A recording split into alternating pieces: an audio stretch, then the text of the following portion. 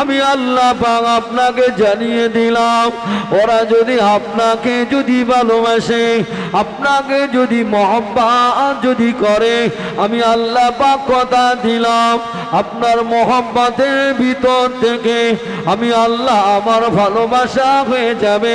শুধু তাই নয়, আমাকে যখন কোনো বান্দা ভালোবেসে ফেলবে, আমার হাবিবকে যখন ভালোবেসে ফেলবে, তার যদি পার পরিমাণ যদি গোনা থাকে, আমি আল্লাহ পাক এবং ফিরুজ্জুনুবা জামিয়া তার জীবনের গোনাকে মাফ করে দিয়ে আমি আল্লাহ পাক বেগুনাহ মাসুম বানিয়ে দেব। আরো জোরে সুবহান আল্লাহ পাক জানিয়ে দিলাম, আল্লাহ পাক জানিয়ে দিলেন, আল্লাহ পাক শুনিয়ে দিলেন। ও আমার হাবিবের পিয়ারা, আমি আল্লাহ পাক আপনাকে জানিয়ে দিলাম, কুল ইন্না সালাতি ওয়া নুসুকি ওয়া মাহইয়ায়া ওয়া মামাতি লিল্লাহি রাব্বিল আলামিন। ও হাবিব, আপনি বলে দেন, আপনার উম্মত উম্মতিদের বলে দেন, ওদের নামাজ, ওদের রোজা, ওদের যাকাত, ওদের কুরবানি অন্য কারোর উদ্দেশ্য নয়, আমি আল্লাহ পাক আমারই উদ্দেশ্য যেন হয়, জোরে বলুন। আর আমার উদ্দেশ্য যদি হয়ে যায়, আমি আল্লাহ পাক কথা দিলাম, ফাদখুলি ফি ইবাদি ওয়াদখুলি জান্নাতি। জোরে বলা যায় না, জোরে বলা যায় না। ও হাবিবের পিয়ারা, ও হাবিব, আমি আল্লাহ পাক ইবাদতটা যদি আমাকে খুশি করা উদ্দেশ্য যদি হয়, আমি আল্লাহ পাক কথা দিলাম, আমার এই বান্দা বান্দিটাকে আমার 8টি বেহেশতের দরওয়াজা খুলে দেব। 8টা দরওয়াজা খুলে দেবো, যেখানতে পারে যা।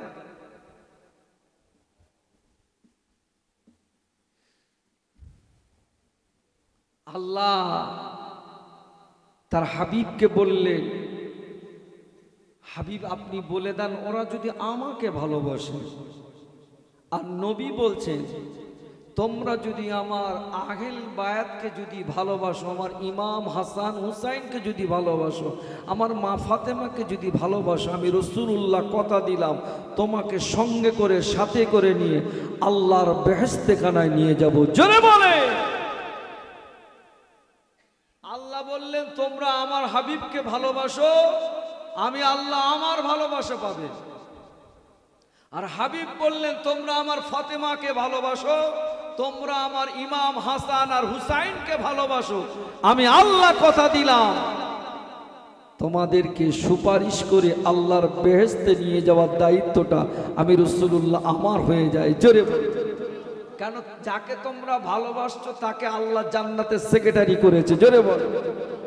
সেক্রেটারি সই ছাড়া কি জান্নাতে যাওয়া যাবে? জান্নাতে যাওয়া যাবে? আপনি কি মনে করছেন বিশাল আমল, আপনি ওই অবস্থায় জান্নাতে যাবেন? অত সহজ না।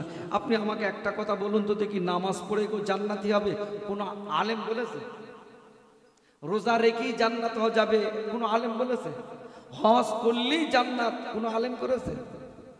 তাহলে আমি নামাজ পড়বার দুনিয়ার সুদগুলো খেয়ে বেড়াবো, হবে? আমি রোজা করবার দুনিয়ার মার্ডার করে বেড়াবো, জান্নাত পাবো? আবার নামাজ না পড়লে যে জান্নাত, এটাও কেউ কোন আলেম বলেছে? তাহলে এগুলো আল্লাহর হুকুম, আপনাকে বলো বলো মানতে হবে। হযরতে ওমরে ফারুক রাদিয়াল্লাহু তাআলা আনহুর নাম শুনেছেন? ভাই আমার নসিহত কি চলবে না বন্ধ করব? অসুবিধা হচ্ছে আপনাদের? অসুবিধা হচ্ছে? একবার তাকবীর ঝেঁকে দেখে কিরকম লাইন আছে, কটা বাজে? 1টা বাজে। তাহলে তাকবীর ভালো হবে না, সব ঘুমোচ্ছে। নারায়ে তাকবীর। সর্বনাশ করেছে তো, হাড়িটা 3টে বাজবে মনে বলে মনে হয় 4টে।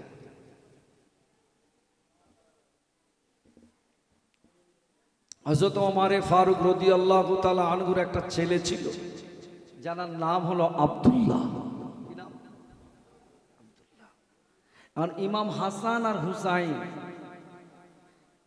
এরা দুই ভাই রয়েছেন, আর আব্দুল্লাহ ছেলে, এই ওমরের ছেলে আব্দুল্লাহ আছে।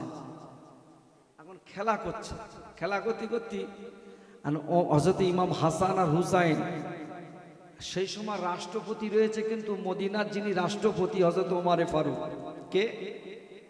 হ্যাঁ, প্রধানমন্ত্রী তখন কে আছে? হযরত ওমর ফারুক। আর ওমরের ছেলের নাম হলো আব্দুল্লাহ। কথা মনে রাখবেন। আর ইমাম হাসান হুসাইন আর আব্দুল্লাহ এরা সব মিলে এক জায়গায় খেলাধুলা করছে।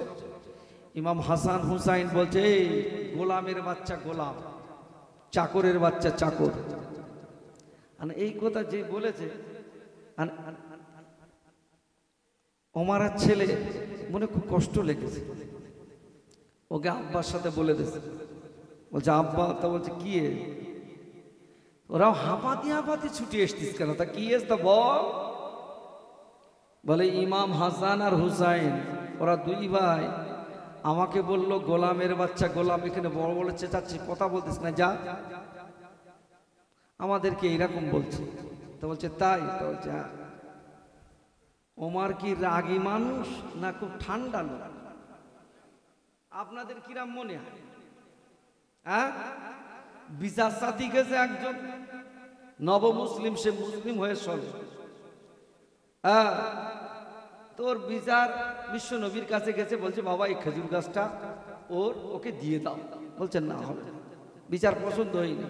আবু বকরের কাছে গেছে, বিচার পছন্দ হয়নি। ওমরের কাছে যায়। ওমর বলতে কার কাছে গেছিলেন আগে? বলে বিশ্ব নবীর কাছে। তাই নাকি? কিরাম বিচার হয়েছে? বলে দেখো না, আমি মুসলমান, বিচারটা কাফের দিকে চলে গেল। তো বলছে কেন?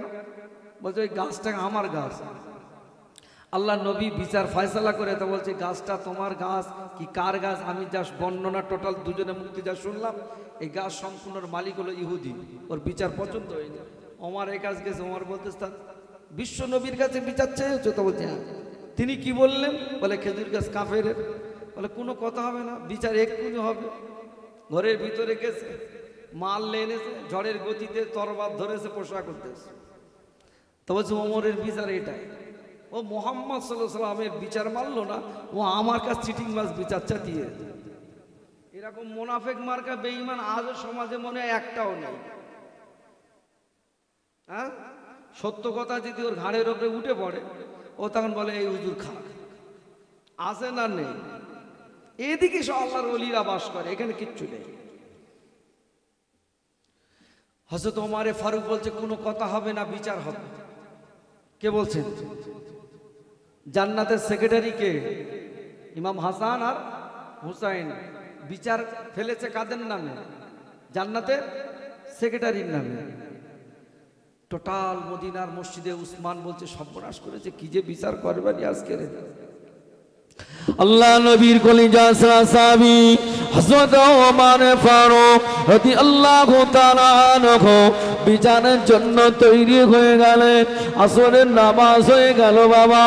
আসরের নামাজ হয়ে যাওয়ার পরে तमाम সাহাবীদের লক্ষ্য করে বললেন, ও আল্লাহ নবী সাহাবীরা, ও মদিনার মসজিদের মুসল্লিয়ান কেরামেরা, নামাজের পরে কেউ উঠে যাবেন না।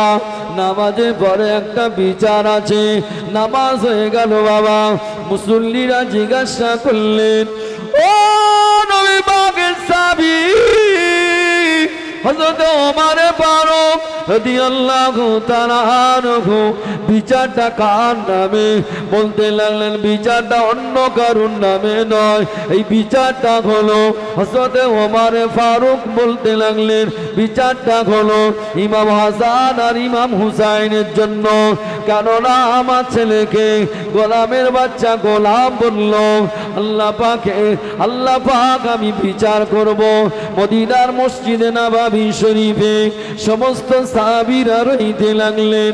আল্লাহ নবী অন্যান্য সাহাবীরা বলতে লাগলেন, ও ভাই ওমর, তুমি কার নামে বিচার করছো? তুমি কি জানো? তুমি কি ভুলে গিয়েছো? ওমর ইনি হলেন জান্নাতের সরদার। হযরত ওমর ফারুক বলতে লাগলেন, আমি ওসব বুঝি না, ওসব জানি না, বিচার আমি করব। ইমাম হাসান আর হুসাইনকে ডাকলেন, আদবের সঙ্গে সম্মানের সঙ্গে ডাকলেন, ছেলেটাকে ডাকলেন, এ বাবা আব্দুল্লাহ, এদিকে আয় বাবা, এদিকে আয়, তোকে কি বলেছে একটা বার বল। ওই সময় বলতে লাগলেন, আব্বা জান, আমরা সকলে মিলে খেলাধুলা করছিলাম, আমাকে ইমাম হাসান ইমাম হুসাইন রাদিয়াল্লাহু তাআলা আনহুমা তিনি আমাদেরকে বললেন, গোলামের বাচ্চা গোলাম, এ মদিনা ছেলেরা, এ মদিনার মেয়েরা, একটা কথা তোমাদেরকে আমি বলি, একটাই কথা বলবো, আমাকে যারা, আমার ছেলেকে যারা কষ্ট দিয়ে কথা বলেছে, আমি একটা কথা শুনতে চাই। ও মামা হাসান, ও মামা হুসাইন, তুমি যে কথা জানালে বাবা, এই কথাটা কাগজে লিখে দিতে পারবে? বলে অবশ্যই পারবো। কাগজে লিখে দিলেন, গোলামের বাচ্চা গোলাম, চাকরের বাচ্চা চাকর। এই কথাটা নেওয়ার পরে হযরত ওমর ফারুক বলতে লাগলেন, এ মদিনার মুসলমানেরা, ও নবী পাকের সাহাবীরা, আমি তোমাদেরকে জানিয়ে দিলাম, আমার বিচার হয়ে গেল। কেমন বিচার করলে? ওই সময় হযরত ওমর ফারুক বুক টুকরে টুকরে কাঁদছে, ও মদিনাবাসীর আমি ওমর যদি ইন্তেকাল হয়ে যাব, মারা যাব, মরে যাব, ইন্তেকাল যেদিনকে হয়ে যাব, কাল কিয়ামতের ময়দানে হাসরের দিনে আমার আল্লাহ পাক ওমরকে যেদিন বিচার করবে, আমি আল্লাহ পাক যদি আমাকে বলে, ওমর, এ আমার নবীর সাহাবী ওমর, তোর নামাজ আমি আল্লাহ আমার দরবারে কবুল হয়নি, তোর রোজাটা আমার দরবারে কবুল হয়নি। এ মদিনা ছেলেরা, নওজোয়ান ছেলেরা, ও মদিনা বাচ্চারা, ও মদিনা সাহাবীরা, আমি ইন্তেকাল হয়ে যাব, মারা যাব, এই ইমাম হাসান আর হুসাইনের এই কাগজের টুকরাটা আমার কাফনের ভিতরে দিয়ে দেবে। আল্লাহ নবী সাহাবী ওমর ফারুক বলতে লাগলেন, কেন দেব, কেন দেব, একটা বার বলুন। ওই সময় বলতে লাগলেন, আল্লাহ নবীর কাছে আমি বলতে পারবো, জীবনে বাধা কতটুকু কি করতে পেরেছি আমি জানি না, আমি যে আল্লাহ নবীর গোলাম ছিলাম, চাকর ছিলাম, এটা দেখে যেন আমার আল্লাহ পাক নাজাত দিয়ে দেয়। আমার জীবনের কি ইবাদত আছে, কি আমাল আছে আমি জানি না। জান্নাতের সেক্রেটারি যখন বলেছেন, আপনি যে আমার নানার গোলাম ছিলেন, আপনি আমার নানার চাকর ছিলেন, আপনার ছেলেগুলো আব্দুল্লাহ, সেজন্য আমি বলেছি গোলামের বাচ্চা গোলাম। এই কাগজটা আমি আল্লাহ পাকের সম্মুখে দেখানোর সাথে সাথে আমার আল্লাহ পাক 8টি বেহেশতের দরওয়াজা খুলে দেবে, যদি বলা যায় না। কি নামাজ পড়ছে, তার জীবনের ইবাদতের কি ওহাব আছে হযরত ওমর ফারুক। সেই মানুষটা বলছে, ইমাম হাসান আর হুসাইন আমাকে যে গোলামের বাচ্চা গোলাম বলেছে, মানে অর্থাৎ আমি নবীর কথা বলে না, গোলাম ছিলাম, চাকর ছিলাম।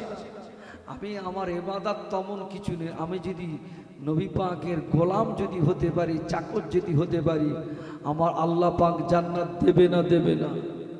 কথা বলে না কেন? আল্লাহ বলেছেন নবীকে ভালোবাসতে, নবীর ভালোবাসার ভিতর থেকে কথা বলে না। কোরআন শরীফের আয়াতের কথাটা কি ভুলে যাচ্ছে? আল্লাহ বললেন কাকে ভালোবাসতে? আল্লাহর হাবিবকে। আর হাবিবের ভালোবাসার ভিতর থেকে আল্লাহর ভালোবাসা পাওয়া যায়। আর সেই নবীর ভালোবাসতে গিয়ে যদি নবীর এমন যদি গোলাম হতে পারি, চাকর হতে পারি, এর থেকে আর কিছু আছে? বাবা বলে ফিরে আসে মদিনার মসজিদে। একবার রাসূলুল্লাহ বিদায় নেওয়ার পরে মদিনার মসজিদে বেলাল আর আযান কথা বলে না দেননি, তবে একবার আযান হয়েছিল কিন্তু পরিপূর্ণ বাবা বলো হয়নি। আর সেই আযান কার অনুরোধে দিয়েছেন? তিনি অন্য কেউ নন, ইমাম হাসান এবং হুসাইন রাদিয়াল্লাহু তাআলা আনহুমার ওসিলায়। জোরে বলে আল্লাহ নবী বিদায় নিলেন। আল্লাহ রাসূল বিদায় নেওয়ার পরে হযরত বেলাল রাদিয়াল্লাহু তাআলা আনহু আল্লাহ নবীর গ্রিলটা ধরে, আল্লাহ নবীর মাজার মুকাদ্দাস শরীফটার রেলিংটা ধরে হযরত বেলাল কেঁদে কেঁদে পেরেশান, ইয়া রাসূলুল্লাহ, ইয়া রাসূলুল্লাহ, ইয়া হাবিবাল্লাহ, লব্বাইক ইয়া রাসূলুল্লাহ, লব্বাইক ইয়া হাবিবাল্লাহ। হুজুর আমি আর থাকবো না, যে জায়গায় আমার নবী না আমি ওই জমিনে আমি থাকবো না, আমি চলে যাব, আমি চলে যাব। গাডলি গুডলিটা নিয়ে আল্লাহ নবী পাশে গ্রিলটা ধরে রেলিংটা ধরে, ইয়া রাসূলুল্লাহ, ইয়া হাবিবাল্লাহ, ইয়া রাসূলুল্লাহ, আমি চলে যাচ্ছি। আল্লাহ নবীর কলিজা আসরা সাহাবী আবু বকর আসলেন। আল্লাহ নবীর কলিজা আসরা সাহাবী আবু বকর আসবার পরে আল্লাহ নবী বেলালকে ডাকলেন, ও বাবা বেলাল কোথায় যাও? বাবা বেলাল কোথায় যাও? না ভাই আবু বকর আমাকে ধরবে না, ও ভাই আবু বকর আমাকে আপনি ধরে রাখবেন না, যে জায়গায় আমার নবী নাই ও জায়গায় আমি থাকবো না। ও বাবা বেলাল, ও বাবা বেলাল তুমি কি জানো না, তুমি কি আমার নবীর থেকে বেশি বা আমি আবু বকর আমার থেকে কি তুমি বেশি ভালোবাসো? না ইয়া ভাই আবু বকর আমি খুব নরম দিলের মানুষ, আমি আশিকি বেলাল আমি থাকতে পারি না, আমাকে ছেড়ে দেন। বেলাল একদিন নয় দুই দিন নয় মদিনার শহরটা ছেড়ে দিয়েছিলেন বাবা। 6 মাস অতিবাহিত হয়ে যাওয়ার পরে মদিনার নবী, নূর নবী, দয়ার নবী, রহমতের নবী 6 মাস পরে আল্লাহ নবী স্বপ্ন দেখা, ও বাবা বেলাল, ও বাবা বেলাল তুমি কি আমার কথা ভুলে গেলে? বাবা বেলাল আমি রাসূলুল্লাহ, আমার কাছে কি একটু দেখা করবে না? লব্বাইক ইয়া রাসূলুল্লাহ, লব্বাইক ইয়া হাবিবাল্লাহ বলে দাঁড়িয়ে গেলেন। বেলাল গুডলি গাডলি নিয়ে আবার মদিনার পথে চলে আসলেন। যখনই শুনতে লাগলেন বেলাল আসছে, বেলাল আসছে, গোটা মদিনা শহরে ওখানে নগরে বাবা একটাই আওয়াজ উঠে গেল, বেলাল আসছে, বেলালের মধুর আযান আমরা শুনবো। বেলাল আসছে, বেলালের মধুর আযান আমরা শুনবো গো বাবা। গোটা গোটা সারা রাত আমার ঘরে মা বোনেরা চুপটি মেরে দাঁড়িয়ে রইলে বেলাল কখন আযান দেবে।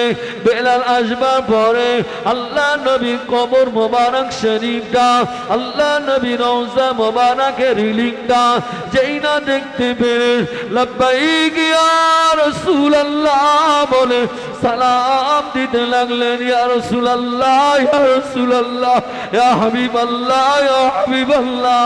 হুজুর আমি বেলাল, হুজুর আমি বেলাল বলতে বলতে অজ্ঞান হয়ে গেল। আবু বকর সিদ্দিক হুজুর আমার আসলেন। আল্লাহ নবী কলিজা ছেড়ে আশিকি বেলালকে তুললেন। ও বাবা বেলাল উঠে পড়ো, উঠে পড়ো। আবার ফের উঠে পড়লেন।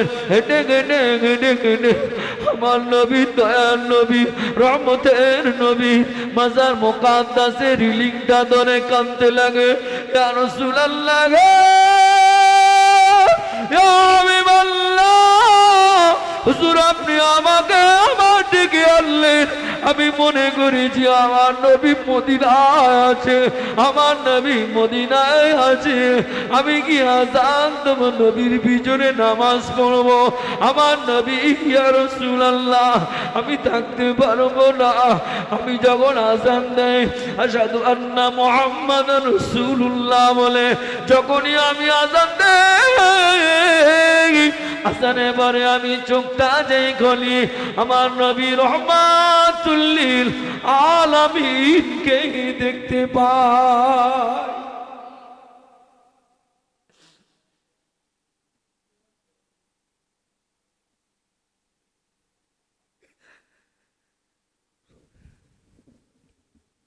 হযরত আবু বকর সিদ্দিক আবার বলতে লাগলেন, ও ভাই বেলাল আর কেঁদো না ভাই, কেঁদো না, হাতটা আমি জোর করে ধরছি বাবা বেলাল, আপনি একবার মদিনার মসজিদে নববী শরীফে আযানটা দাও না, আমি আযান দিতে পারবো না, আমি পারবো না, আযান দিতে আমি পারবো না। হযরত ওমর ফারুক এসে জড়িয়ে ধরলেন, ও নবী পাকের মসজিদের মুয়াজ্জিন বেলাল, আপনি এসে আযানটা একটা বান্দার, আমি আযান দিতে পারবো না, আমার নবী নাই মেম্বারে, আমার নবী নাই মেম্বারে, আমি পারবো না আযান দিতে বাবা, আমাকে তোমরা বলো না, আমি তোমাদের কথা রাখতে পারবো না। ইমাম হাসান আর হুসাইন দুই ভাই মা ফাতেমার বাড়ি থেকে এসে এসে দৌড়ে দৌড়ে আসছে, দৌড়ে দৌড়ে আসছে, এসে এসে বলতে লাগলেন, ও নানা জানের মসজিদের বেলাল মুয়াজ্জিন, আপনি একবার আযান দান, আপনার আযান শুনবে মা ফাতেমা, আমার মা আপনার আযান শুনবে, আমরা আপনার আযান শুনবো। আলে বায়েদের কথা ফেলতে পারলেন না, হযরত বেলাল আস্তে আস্তে উঠে উঠে গিয়ে মেম্বারে দাঁড়িয়ে আযান দিচ্ছেন, আল্লাহু আকবার আল্লাহু আকবার, আশহাদু আল্লা ইলাহা ইল্লাল্লাহ বলা হয়ে গেল, আশহাদু আন্না মুহাম্মাদুর রাসূলুল্লাহ যেই না বলতে লাগলেন, হযরত বেলাল রাদিয়াল্লাহু তাআলা আনহু সঙ্গে সঙ্গে আল্লাহ জমিনে বেহুশ হয়ে পড়ে গেলেন।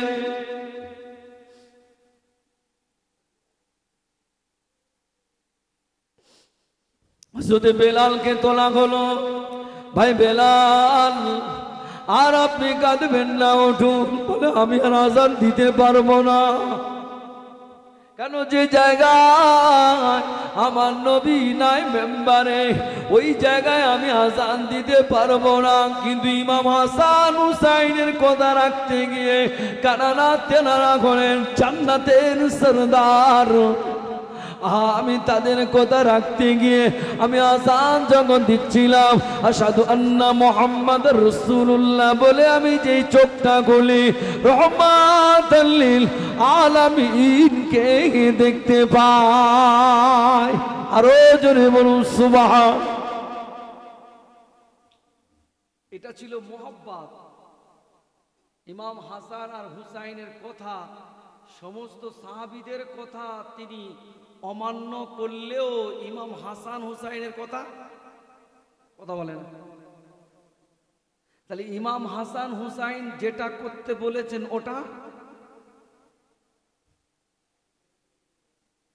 ওটা কি করতে হবে না হবে না? তাহলে ইমাম হাসান হুসাইন রাদিয়াল্লাহু তাআলা আনহু তেনারা তো বললেন নামাজ পড়েন। ইমাম হাসান আর হুসাইন রাদিয়াল্লাহু তাআলা আনহু তানারা তো বলতে লাগলেন রোজা রাখেন। ও রোজা আসলে নাকি ওর গ্যাস বাড়ে।